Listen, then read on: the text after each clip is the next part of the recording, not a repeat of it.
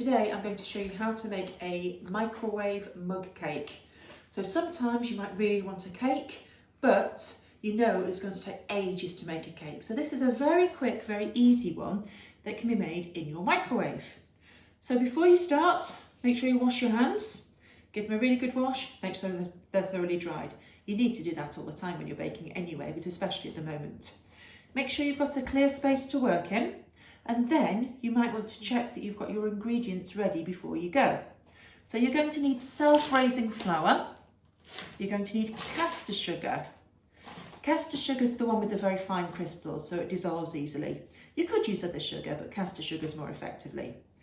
You're going to need some cocoa powder. Remember, it's cocoa powder and not drinking chocolate. You're going to need 1 egg, a medium-sized one.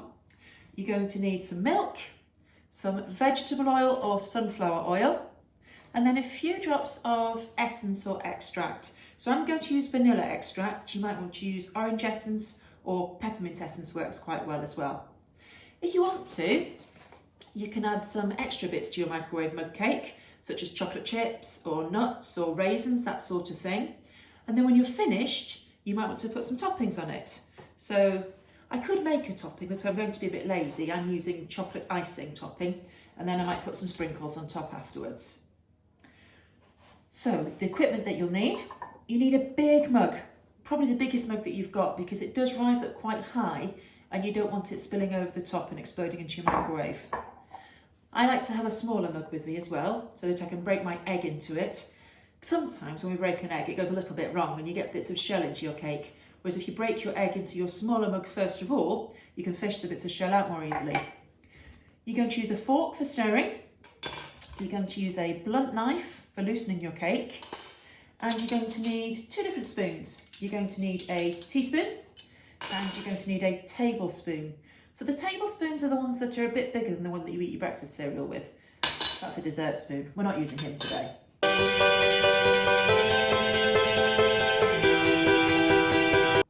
So to start off, I'm going to start off by putting my dry ingredients into my mug. The beauty about this recipe is that we don't need to worry about any measuring using scales. We're going to measure things out using a spoon. So for our flour, we're going to do 4 tablespoons of flour. Don't do a heaped one like that, otherwise you'll end up with too much. So just a nice rounded tablespoon. 1, 2, 3, 4. And then we've got 4 tablespoons of caster sugar. I'm afraid this is not a healthy eating recipe. Again, not a heaped one, just a rounded one. 1, 2, 3, 4. And then my cocoa powder, just 2 tablespoons of cocoa powder. 1, 2. Now your dry ingredients might be a little bit lumpy, so if you give them a stir around a bit, that might help to break things up a little bit.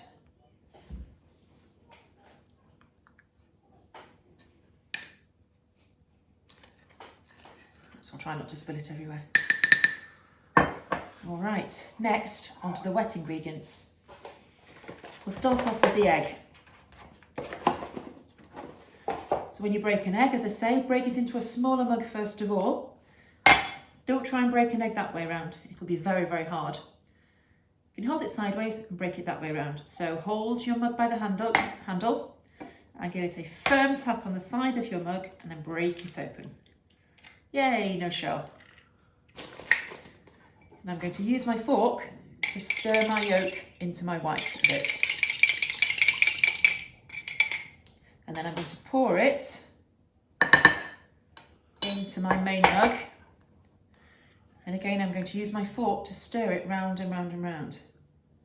It's not going to totally wet my dry ingredients because it's just 1 egg. It's not quite enough. So I'm going to stir it round as much as I can, hopefully without spilling it everywhere. There we go, that's mixed in nicely. And then the rest of my wet ingredients, I've got 3 tablespoons of milk. I'm going to measure that out over the mug so that if I have a bit of spillage, it doesn't go everywhere, it just goes straight into the mug. 1, 2, 3, oh, just 3, and 3 tablespoons of my vegetable oil.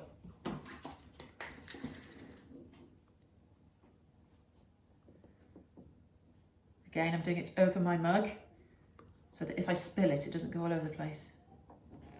There we go. And I'm also going to add my essence at this point. Now it's quite a strong flavour, so if I try and pour it in directly, it's likely to be too strong. So what I do is I pour a tiny little bit into the lid.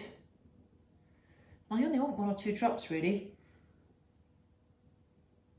Oh, there we go, 2 drops into my cake. And I'll put the lid back on.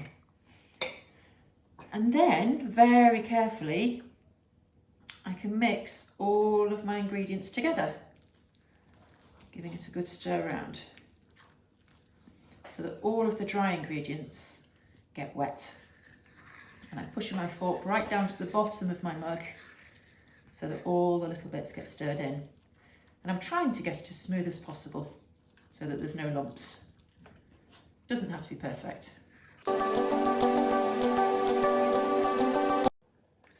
There we go, so my mixture is nice and smooth. I'm just going to tap off the bit that's stuck to the fork.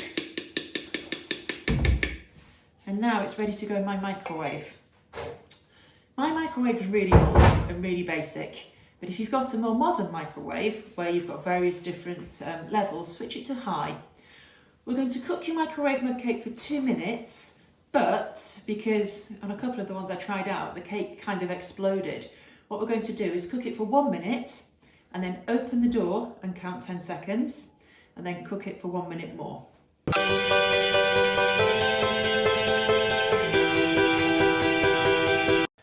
Okay, after a minute, I just need to give it 10 seconds just to air a little bit so that it doesn't explode.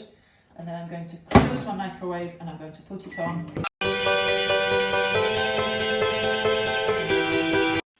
So my microwave just pinged and I'm going to go and get my microwave mug cake out of the microwave.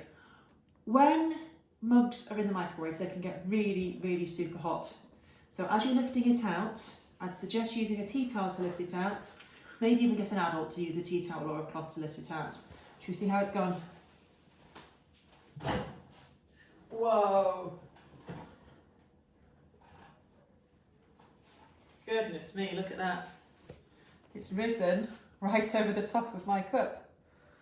I'm going to put that to one side to cool, probably for about 2 minutes to cool down, and then I'm going to decorate it. When my cake's cooled down, I'm going to run a knife around the edge of the cup, right around the edge of my cake, which is going to make it easier to lift out and it's less likely to collapse. And then I tip it up. Whoa, look at that. Looks a bit like a Christmas pudding. When it's cool enough, I'm going to put my icing on top of it. You might want to make your own, or you might want to use squirty cream or something else, but I am using my chocolate icing. I'm going to spread it around the top of my cake, like that. Maybe over the sides if I particularly liked icing. And I'm going to add some sprinkles.